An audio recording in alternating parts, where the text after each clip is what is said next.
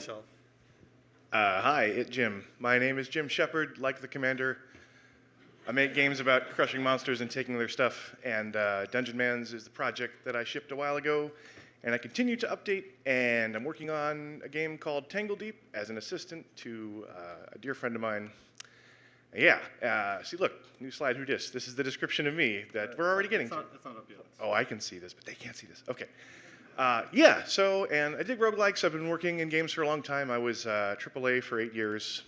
I've been indie for 5.5. I work on stream 3 days a week at minimum. The clicky. Right on. Cool. Great. Okay, cool. So yeah, this is me, and here's the stuff, and I just went over this. Cool. We've already saved time. But yeah, this is the stuff I'm working on, and great. So what are we doing today? We're going to talk about metaprogression across the history of video games. We'll look at what it does today in modern games, particularly roguelikes, and we're going to talk about the rad shit we could do in the future with this technology, right? So what is metaprogression? I think everybody knows, but we're going to have some definitions anyway. So the good enough definitions, because I'm not really academic, are that meta is a concept beyond a concept that ties the sub-concept together. Right. So we talk about the meta in games all the time. And some examples are when you're playing something like Magic the Gathering. Each individual game is you versus an opponent, your deck, their deck, and it's one contained system. But outside of that, you're building other decks, and you're saying, well, I just beat Jeffy over here with my deck, but Dirty Steve's got this other deck, and I got to beat him. And like, what am I going to do about this other one? And so there's this collection of game concepts outside of the single game. When we play big MOBAs, right, there's like 110 champion heroes to pick from, and they all have different ups and downs, and you want to make sure your picks beat their picks on the other team, but like, which person sucks, which hero doesn't suck, and then, oh, they ship a new patch and everything is topsy-turvy, and that creates a game outside the game. But this applies to real life, too.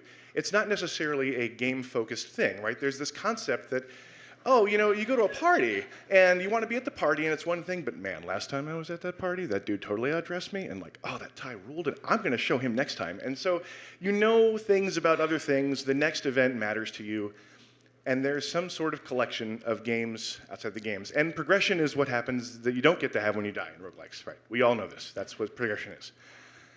Here's some more academia definitions. The try. Nintendo long ago called tries. They didn't say lives. They said you had tries.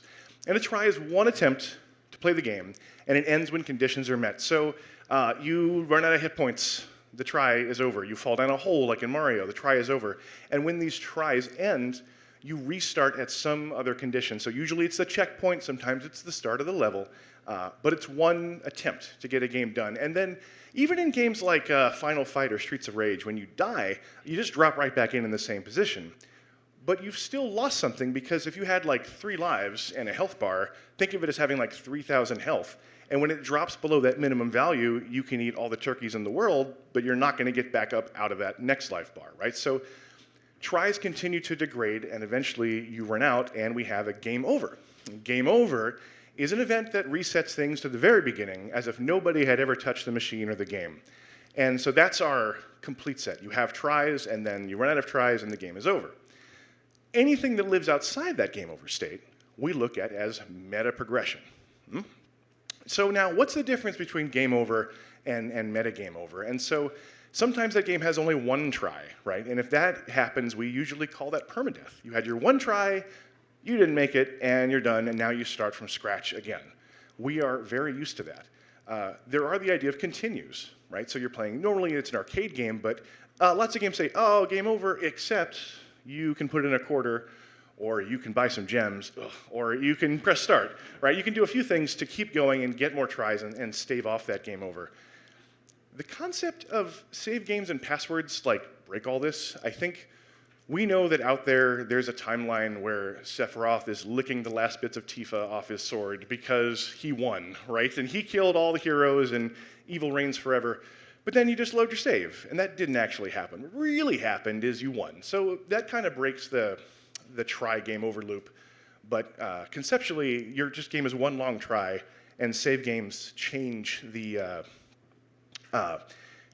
time state there. Okay, so a metagame, one or more games, and those end when Well, hold on. So we're going to talk about what isn't meta progression first, right? So these games, when you think about, oh, there's meta stuff because it's between adventures like Darkest Dungeon, you go down, you die in a dungeon, and then you come back and send everybody to the brothel and so on. That isn't necessarily meta progression because that's one contained game. So those things don't quite count in that regard. They're just really long tries. Here are the 3 types of meta progress, right? Power, progression, and knowledge. And we're going to go over knowledge first, because that's kind of the weird one that we don't think of very much. Let's cover that one right first. Meta knowledge, okay? This is player-stored information in your head that you carry from game to game. Every game, you start fresh with that fresh character, but does the player start fresh? And we know that's not true. You're playing some dungeon crawl, and you make your way down a hallway, and you turn left, and you're like, why does that man have a horse bottom? And he hits you with an arrow, and you died. And you're like, oh, okay, horse bottom men are going to arrow me. So when you play again, and you see one, you're like, oh, I'm going to duck back behind the hallway. So that character is not smarter, but the player is, right? So that is actually some sort of progression from one game to the next.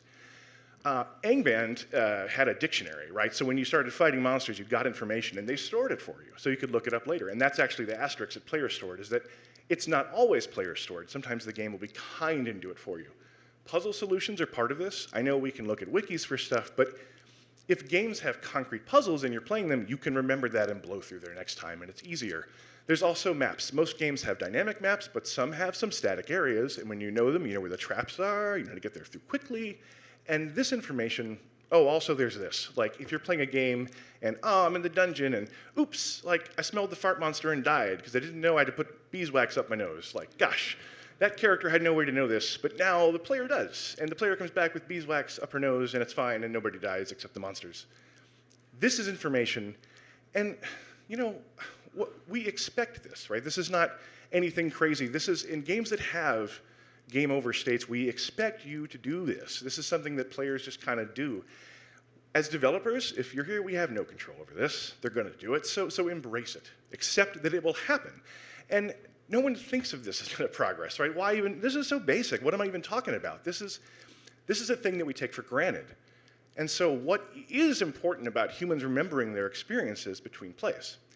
Well, see, that is, well, hold on. Actually, we're going to talk about meta power first. Now, meta power is what you think of when you think of progression, right? This is where you died, but you come back and you've got like bonus muscles because the previous person brought some muscles back, and then that person goes out and that person dies, but the next person starts with like 3 rocket launchers because so on, and that power carries over and over. Yeah, so that's cool. That's the one that we think of as meta progress, and usually it is straight up kinetic or hard power, right? There's stat increases. You walk out the door swinging bigger parts than you did when your previous guy happened, and that's what kinetic power is. But we also have soft power, potential energy. And this is stuff where you're playing Necrodancer and find some diamonds and you bring them back and they're like, oh, hey, now the shop will sell like a double flute. And you don't start with double flute, but you could buy it. And the thing about these, also you unlock classes in games too. You'll unlock the Toastmancer and stuff after burning like 10 pieces of bread. And these things, yeah, that's my next DLC. These things, they're soft power. Now, not always, but typically, they're kind of better choices than the previous stuff. I mean, it's one thing if like you start with a fighter and unlock Super Ninja. That's not usually what happens, but you have more things to pick from, and more interesting choices, and stronger characters, and all that stuff. Well, you know, most players like it. Please boo if you don't like meta progress. Yeah, I know you're out there, and that's cool. And like 3 of you booed, so I'm right. Most players dig this, right? Yeah. And so you're not wrong for not liking this, right? Because it's an opinion, and it's totally cool if you're like, I need games where I grind it out, and when I'm dead, I'm just gonna like quit forever because that's it. And cool, good, that exists. Meta power, in particular, softens the edge of game over and permadeath. So you died and you lost and rip. Okay, well, come back in, right? Get back on the horse and fight some more because hey, there's new toys, right? There's cool stuff, and you don't have to feel like you wasted your time. And this is something that lets you kind of play around and experiment. And oh yeah, so that one's important, right? Because when you when you have pressure in your game, right? Developers, we want pressure. It's sometimes pressure monsters like, I have to kill that thing first or he's going to turn me into a toad. I have to get out of this right now because the floor underneath me is red and that means it's turned into fire. Like, it's pressure. We don't want constant pressure because that gives our players anxiety. And then they need medicine. And that's not what we want. We want pressure sometimes, and other times we don't. And so practicing and letting somebody play weird combinations, if they can do that and still die early, like they want to try something, a build that seems silly, and it is silly and they get crushed, but you know what? They brought some stuff back, they made some progress, and they didn't feel like they wasted their time. And you're not punished for playing around, which I think is cool. Now, there's dark uses of this, right? So this is actually kind of old. We don't do this very much, although maybe there's some mobile games that do. I'm not sure. You would play Shadow Dancer, right? One of the arcade shinobi games. And you'd get pretty far into the game and you would die. And then the game would say, you want to continue? If you do, we're going to give you 2 ninja magics. And you're like, for 1 quarter? Put it in. And like, great. Or you're playing 1942 and you get blown up. And then when you continue, the game's like, oh, we're going to drop like 3 extra bombs and stuff. Well, that's great, because they want you to keep playing at the hard part, because the game gets more quarters from you per minute when it's harder and at the end. So the whole like 1 credit finish mythos, for mostly this started in Japan, where it's like you play 1 credit, and when you die, the game says continue, and you're like, nope, and you wait 10 seconds, and then you put a quarter in and start again. You get more gameplay per minute that way, but the arcade and the dirty arcade owners want you to keep putting coins in. That's kind of a dark use of meta power. Now, Metapower also, Metapower has some interesting other parts too. Everybody likes it, except for you guys who booed. Like, this is the range with the kids these days. You're gonna see it constantly, right? This is just happening. I think developers are kind of caught on, like, permadeath's great, but more people are gonna play the game and not refund it if they get to do something cool after they die. And great, you know, that's cool. We have 100% control over this, right? As a developer, all of this is knobs and levers you have. So if you don't want any, there's none. If you want some, there's some, whatever. The player can't make this happen unless they scum. However, it creates an additional variable set for game balance. Now, some people say you don't need to balance stuff, which is pretty funny, actually, in that last talk, that balance doesn't need to happen. I kind of dig that. But if you do want to balance and you do make meta progress, you've got to do it right, or people will see it as a crutch or a grind, right? 2 different sides of a sad spectrum. What happens is if you're too strong early on, then the early game becomes a joke. But if you get too powerful too quickly, what ends up happening is you walk over stuff in the beginning and it's kind of boring, right? So these are all level 1 characters, but they're based on some amount of meta progress, meta power, particularly. However, if you're like, well, when the player gets to, you know, the big purple fortress at the end, they probably died 20 times, so the monsters are going to have like this many extra fangs and so on. You do that, and somebody who's playing 1 run gets to this wall, and they're like, why the hell are these monsters so diesel? Oh, because the game thinks they need to grind out some deaths, and they just sort of like jump off the nearest cliff and start another character with a bonus and run it back and run it back and run it back. Both those things suck, right? You don't want that. Because it's one thing to not balance, but those things make people like genuinely unhappy with their play. So we must avoid that. But now, meta presence, right? The 3rd P in knowledge, power, and presence. And this is what I think is the good stuff. I really dig this. And what this is, elements of the game that are affected by your actions as a player, but don't necessarily change the gameplay, right? As developers, we can say, oh yeah, hey, you played, you're doing cool stuff, and we're gonna do cool stuff too, but this isn't gonna make the game any easier or harder. So those of you who boo at meta power, fine. This is something else. And you may still not like it. Like, oh, well, I want the world to be the same every time. Totally cool. But this gives people who are more purists, or even people who aren't, and just want to see neat things happen, this is what we can do to make that happen. The world grows with the player. And she's grinding it out, and she's in the dungeons, and she is getting her ass kicked repeatedly, and the game is saying, thank you for doing this, right? It's cool. I know everything sucks for you. You're a pile of skulls, but check it. The things you do matter. And we're going to show some of that, and that player feels more ownership over the adventure, all right? And that's important. And that's important because, well, hold on. Here's an example of what happens. I'm gonna talk about Caves of Cud and be quick about it. If you don't know, Caves of Cud is Gamma World on steroids, right? You're in this crazy irradiated future, and there are spiraling towers everywhere, and there's no water, but there's plants that taste like water. and you can have all the arms you want, right? And this is a really cool roguelike which you can buy and play right now. And when you're doing this, you start in a town called Jopa, and you walk there and you talk to the king of town, and the king of town is like, hey, adventurer, how's it going? Listen, we got these water vines, and they taste like piss, and we don't know why, and we can't drink piss, so help us out. There's a well to the north, and there's a cave, and go in there, can you find out what's going on, because you're an adventurer? And you say, yeah, all right, I got this. And you go north and you die. And you come back with your next character, and you go north, and this time you died deeper, but eventually you get to the bottom of the well, and there's these little purple critters pissing in the water. You're like, wow, all right, these are the guys. So you beat them up, you get a whole bunch of these guys dead, bring the bodies back to the king of town, you're like, dude, and you put the body down, and he goes, dude, great, okay, this is what's going on, I know what those are the worst, here's a clutch healing item, you don't realize how important it is, and go north and talk to a bear. And you say, great. And you go north, and then an ape rips you in half, right? That's the end of your run. Fine. Run it back, go to the king of town, and he says, hey, adventurer, our water tastes like piss, and we don't know why. And the player goes, all right, fine. Like, you know you're starting over. But the player knows what's up. The player knows why the water tastes like piss. Metapresence is the idea that the mayor would say, hey, adventurer, how you doing? Listen, we got a problem. Our water tastes like piss, and it's because these purple things are peeing in the well, right? It's at the same place, the same monsters, the same concept. The gameplay doesn't change, but it kind of is a nod to the player saying, well, okay, this is what's happened. Now, that does mean the world becomes less static, which is a design choice, and maybe you don't want that. But it's kind of harmless in terms of gameplay. And I think that rules. I think there's so much that we could do with this, right? You play a game, and there's a bar that serves drinks named after your favorite hero. And like, why do they do this, right? So, oh, well, maybe he just drank a lot there and got drunk and puked and they remember that. Or maybe he was a hero and saved the town. Good job, right? Or who knows what he did. Maybe he sold a bunch of stuff to the town. Maybe he rescued the barkeep's son. He remembers. And he'll name something after that. Or you'll find a tribute in the town. Now, if you want player names in your world, great.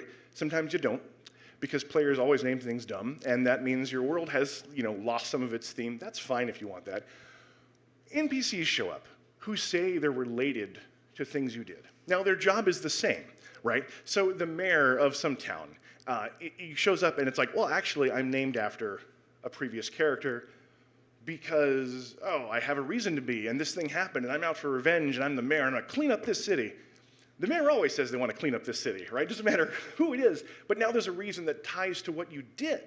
And even though the gameplay remains the same, things are changing and they're happening, and you are putting your imprint on this world. I mean, we could do so much stuff with this, right? There's a whole bunch of things that take data from one play. The next play is different. The next play is more familiar, but it isn't changed in the gameplay. However, if you want to do both, holy crap, right? We can go nuts. And this is something that Dungeon Mans does to some degree, and I can always do it more, because I want players to have meta power progression in Dungeon Mans to some degree, but I also want players to feel like it's a campaign that they're part of. When they die in the field, a dungeon shows up, and the person who killed your hero is now the boss. And it's kind of broken, because if the scrubbiest monster got the last hit in, that scrub monster is the king. And if he's like a level 2 monster in a level 5 zone, all the other monsters are way stronger than the king, but he's got the big parts because he beat the hero, so they all listen to him, right? And there's a lot of stuff that, we have lots of gameplay systems, especially in the game worlds we have that are large, open, explorable areas. We can combine these things. And oh boy, this is great for the player, and it creates this world, and all its challenges, and it rises and falls with the hero's adventure, your ups, your downs, that change things, and that is important, right? Isn't it? Who cares, right? This is weird. Why are we even talking about this? Okay, cool. Humans remember their experiences between plays, and players feel ownership over the adventure. And there's this whole world, and it's a campaign, and it's your campaign, and all of this is the metagame that wraps around one game to the next, and actually, surprise, this is not a talk about metaprogression, it is a talk about storytelling. Because the tools that metaprogression give us are tools of storytelling. All of it. And I know that power makes some people boo, and that's cool, but all these things together, we can do some cool stuff because player stories are meta stories, right? Developers, we give the players a grand campaign. Do this, do that, do it over again. Cool, and then the players give other players the highlights. But when they talk to each other, when you guys talk, you don't go like this. You don't go, hey, I played Rogue, and I got to level 3, and then some monster stabbed me in the butt, and that sucked. And then I played Rogue, and I got to level 5, and then a bat like bit me a bunch, and I died. And then I played Rogue, and I got to level 2, and this time I died because, no, you don't do that, right? We talk about, dude, I'm playing a Rogue, and this crazy stuff happens, and you give them the highlight reel. And that's meta, right? Because all your games are tied together, and that meta knowledge is there. And so what we have is players remember the fun, the challenge, the highs and the lows, the elation of victory, the oh crap defeat, all of that stuff. They helped create it, right? Developers, cool, we did a good job, but I think the players are doing the work, right? They're dying, they're putting in the time, they're making decisions, they're thinking about your game, they care about the stuff you made. Holy crap, what a great feeling. Somebody gives a damn about your work. Even if they pirated it, right? They're gonna get out there and they're gonna play it, and they say, oh man, wow, I'm digging this. And they should pay you if it's money, don't pirate games. But they care, they care. And that means we're making people happy, and that's really good. And all this stuff, this meta progression, power, presence, and knowledge, that combines to make a grand story. And it ties everything together through individual plays. And I'll tell you what, nobody does this better than roguelikes, right? We are lucky we have these tools. We can make cool stuff that carries over. We're not tied to static things. We're not tied to AAA games where they have, well, here's a bunch of like really expensive assets, like some dude spent 3 months of his life making this statue, and it has to be here, and nothing can change it. That person's gonna kill himself. Like, we can't do that. And static worlds are great, and that's fun, but we have these players who make stories out of anything. You guys are out of hand. It doesn't matter what you're playing. Somehow the fiction ties together in your head, and you get really excited on forums, on Discord, even just talking about how cool that is. And us, roguelike devs, holy cow, we are mining the deepest levels of pursuit. We always want to learn about that stuff. We're going to eat it up when people talk about it here. We research it, we practice it, we get it wrong more often than we get it right. But we get it right, holy shit. And we're gonna keep diving that and doing it. And so yeah, developers, can we tell stories? Of course. But we have to listen, right? And that's important because no matter how rad your proc-gen stuff is, I don't care how many Jasons you put into one body, storytelling is only the best when the player contributes to the output. And if you don't have that, you're missing something. We're missing it if we don't do it. And that has to be a key ingredient. We've got to do this. And game makers are storytellers, awesome, right? But game players are storytellers too. And they tell each other stories. And they tell themselves stories, right? They get to do something, and we give them the seeds. And they plan it, and they make it happen. And I'll tell you what, this is a story as old as arcades, right? Metaprogression has been around since the beginning. And what's happening here is that, okay, here's an example. Back home, there's a really cool place called Full Tilt. Full Tilt is an ice cream parlor with some of the best ice cream. If you're in Seattle, don't go to Molly Moon's. It's tourist crap. Never go. Like, they pump a scent, and the scent gets you because it's full of like secret dirty pheromones. The ice cream is garbage. Go to Full Tilt. If you like frozen custard, go to Old School Frozen Custard. There's these great places. But in this arcade, there are pinball games. There are lots of pinball games. And pinball's fun, and there's like 20 games up here, and some of them are newer. And these pinball games have high score tables, and you can put in more than just 3 letters, right? But at Full Tilt, Kev is the boss, right? Kev is grand champion of so many of these things. And then you see like second place, and sometimes it's this, right? So high score tables persist between game overs, which means since Space Invader, we've had meta progression, we've had meta knowledge, we've had metadata going from game to game.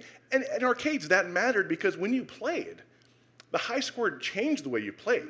When you were close to it and you wanted to beat it, you got tense. You were more nervous than you would be before. And you think about what you did, and you want to beat that score. You're not just playing for fun, you're playing for blood, right? You're playing for Kev's blood. And that's why, and that's what you're doing. And so that only happens because of that meta progression there, right? And the players are doing it. That's not something that we are saying they do. The players make that happen. And so that is why I think meta progression rules. There you go. That's it. That's all I got. Thank you.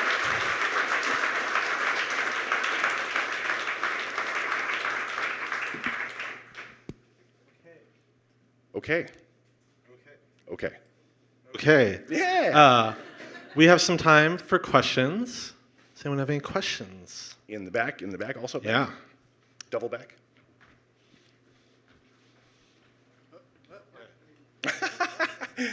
What do you got? I'm kind of curious what you think of the idea of using metaprogression not to add power to subsequent runs, but to add fun. because like to me that feels like maybe it might be locking off a potential fun that players could be having sooner, and like if they're not persistent or enough to like stick with it, it's like, oh, let me just not have that fun ever if they Right. can't manage to unlock it. Right. So I hate fun. No, I love fun. So let me think of an example off the top of my head. Imagine that you have a game, and when your character gets to level 6, somebody shows up with a ticket to Cool Town. And Cool Town has a really new dungeon and new types of stuff. And if you never get to 6, you never get there.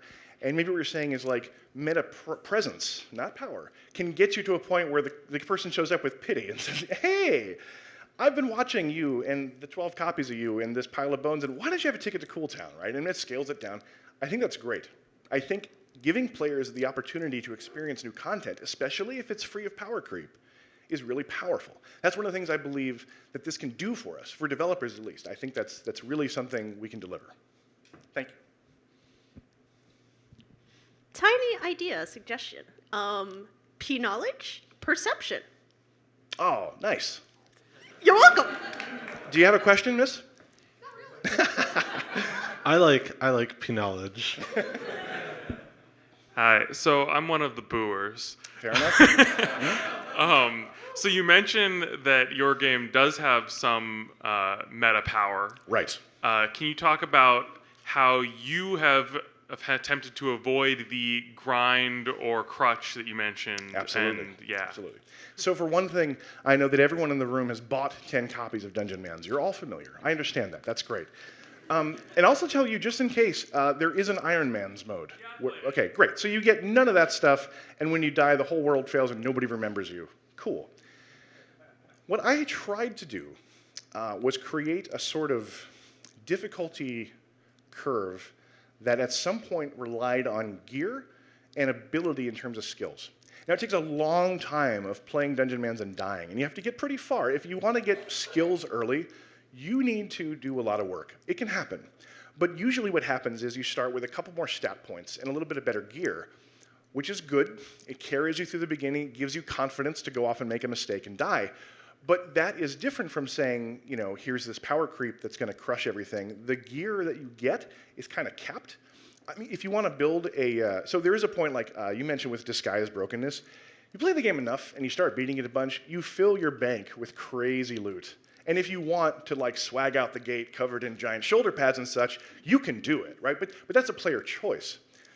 I also tried to create a system where enemies get higher and higher elemental damage powers, right? So they're going to throw fireballs and bleedy balls and that's terrible, ice balls and other stuff, and you can't just shake those off unless you have some ability to mitigate it. And those mitigation abilities exist in the world, and you have to get them.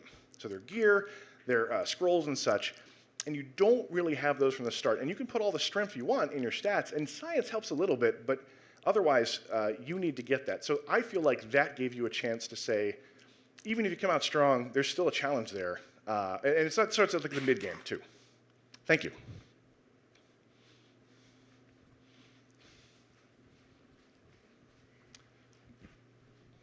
Thanks. Hey, so in your talk, one thing that I was thinking a lot about was that, so a new player in Overwatch, the game is a lot more forgiving to like how much damage you take and how good like the auto aim is. Mm-hmm. And so it seems like there's a split side to this in a multiplayer world where Right. if I'm Kev, my perception is that I got there on my own, Right. and when Kev sucks finally beats me, it's like that person just totally like it was the metagame that got me, that got that person over the edge, and it's Right. totally unfair. So how do you think about, what's the right way to think about balancing this in a sort of, not necessarily in a multiplayer game, but in a multiplayer world? Sure, in a place where there's a high scoreboard, right. Okay, so for one thing, the nuclear option is when you make a big patch, nuke the leaderboards, right? That's fair enough. And so Diablo has been doing that since Diablo 2. There's a ladder system, and okay, here you go, fresh characters, get as high as you can without dying. Eventually, somebody's the best. And then when the next patch comes out and changes the meta, right, you restart and everything clears out. So there's that level. If somebody feels like they earned their way to the top, and then someone else who beat them cheesed their way to the top, are they just salty? Number one, like, is it just salt, right? Do they feel the same way the next morning? That's a question too. Second, did the developers screw up, right? Did we actually do something that patched in a way to make that character stronger and we didn't realize it, and crap, okay, now they're going to clean house, and somebody who got their way to the top the old-fashioned way, like, feels dunked on by somebody who just used the person with the spammy gun. Yeah, that can happen, and that's a developer mistake. So to defend against it, we want to make sure we push out things that don't change the balance so much, but if we do, we want to make sure, okay, here's a new chance to start over, and whoever Kev was at the end of season whatever can get a really special hat with more hats on top of it, and it's great. It has no power ability, but look how cool the hat is, and then we start over again, right? That's what happened to Kev. Anyone else? Yes, ma'am. A microphone will appear in your hand shortly. Thank you, Noah, running around like this. So as a NetHack player, I consider the spoilers sort of part of the game. So how, and that seems like it falls into the knowledge category of sort of meta game experience. Right. What do you think about documentation as part of this framework, or how do you think developers can use the documentation and spoilers, otherwwise known as documentation, to kind of make the game more fun or integrate that into their design? Sure. Oh, developers integrate into design. Okay. So NetHack's a weird case because the spoilers are so arcane that some of it you can't even figure out through trial and error, right? I mean, maybe some of it, most of it you can, but some you can't. That's a weird case. When I think about what I want players to learn and how they figure stuff out, in a game like, okay, so like an MMO, World of Warcraft, you fight a boss, and the boss is full of clever techniques. He's got like 4 phases, he's got ads, he's got like ads on top of ads, he can breathe fire, there's cone circle stuff. You play and you figure it out by dying. Or you go up against the boss, you wipe in the first 3 seconds, what would happen? You do it again and again and again. We can't do that in roguelikes, right? Hard bosses at the end of dungeons, if we want you to figure them out, we can't make them so ridiculous that you have to learn by dying, because screw that. And we shouldn't make them so ridiculous that you need spoilers to do it. However, if somebody wants to look up those spoilers, they can learn things that are kind of broken if they want, and maybe use that to their advantage and have extra fun doing it. Now, I'm not sure I would do this myself, but I know that conceptually you can say, well, there's a bunch of stuff you can do to make this really sick, broken build. It's not obvious to the player. But if you look at the spoilers, and you pick up this egg, and then you juggle the egg, and then you say the word, and then you rub it on something untoward, like, cool, now you get this power. And then it's broken, and now the spoiler has made some fun for you if you consider, crushing everything without a thought fun, which some people do. Other people see that, and they're like, well, this breaks the game now. This makes it too easy, and they didn't want to see the spoilers. So that's a whole bunch of player choice, and I don't believe that spoilers should be mandatory. I know even in Dungeon Mans there's some stuff that is close to mandatory spoilers. You can pick up the clues in game, but I did a bad job. And I learned from that games can do better, but I didn't want to make somebody say, you have to go online to figure this out. Anyone else? Because lunch is happening, and maybe not anyone else. Cool. Yeah? I ask. Oh, I got one more thing. Speaking of food, there is a charity drive starting, I think, next week, right? 17 November. Stop the Hunger Clock is something where real people go into the real world and fight hunger in their real communities and get rewarded with the key to a video game which they can play and go die in a dungeon. And last year, there were about 25 developers who pitched in keys to their games to help. If you're a dev and you want to get in on this, talk to me. If you're a player and you're interested in more information about this, talk to me. This launches next week. Last year, we had a lot of success in getting food into the hands of people who really need it in the real world, in their real community. Because if you think starving to death sucks in a game, starving to death in like the real world probably sucks more. I don't know, I haven't done it yet, but I think it's something pretty bad. And we can fight that with our charity and our coolness, so that is happening starting next week. Thank you for letting me advertise that. You guys are the best. Thank you.